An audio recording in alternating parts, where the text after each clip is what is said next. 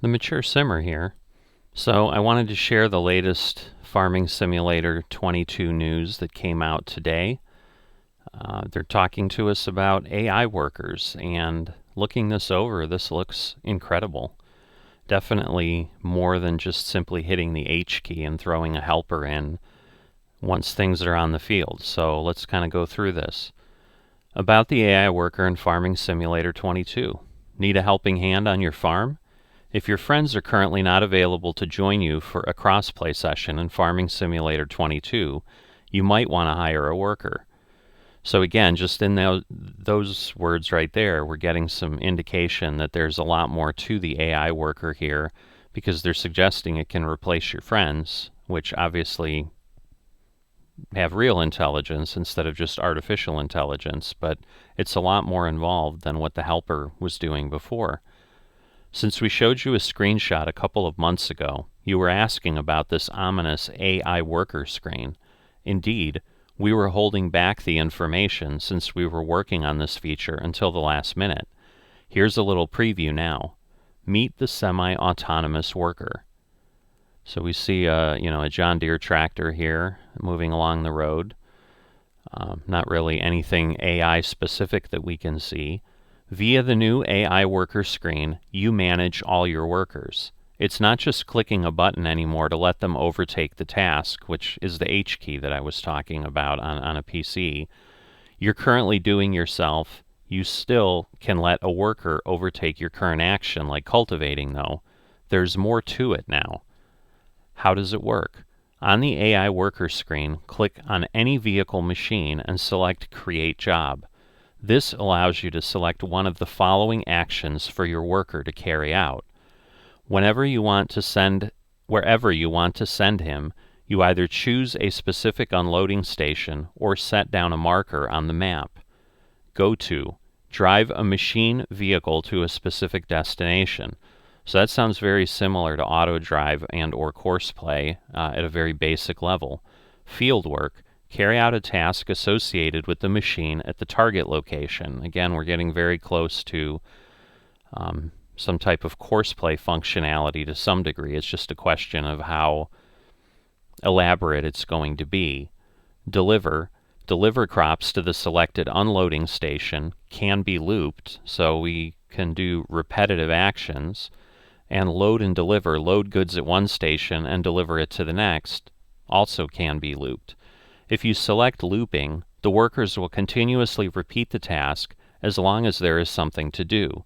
If there is no more wheat in the silo to deliver to the bakery, he will stop. So, I don't know about you, but that's incredible for what they're offering compared to what's in FS19. So to me, this is certainly very intriguing. Now, I had done the video about my FS22 opinions, and obviously at that time they hadn't shared that. This certainly falls into the plus column for me as something that I will definitely be exploring and seeing what its capabilities are. And I'll certainly be posting what I learn in some sort of a tutorial or so forth as I get familiar with it. So you can look for that in the future.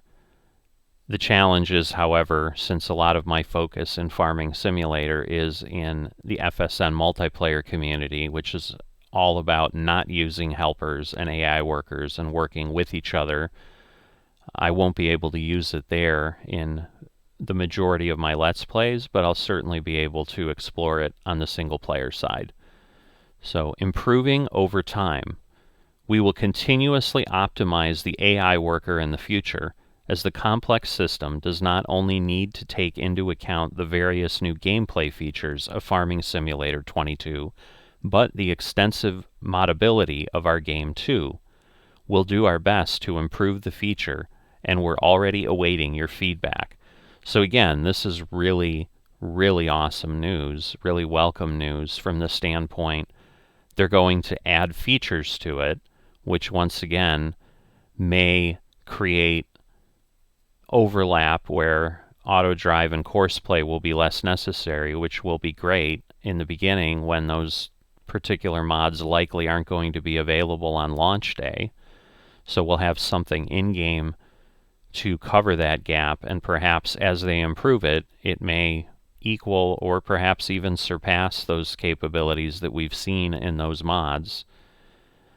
But the other piece that I find great and that I've been very happy seeing with Giants is their reaction to feedback. We had some of the changes we saw with the Seasons mod that they did after people had mentioned what they didn't like about it initially.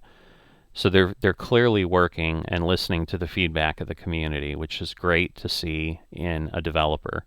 Because, as we well know, a lot of developers simply provide us a game, and regardless of what the situation is in the feedback, there's not a lot that they do to make changes. So Giants, A, being willing to listen, and B, actually making changes is just very exciting.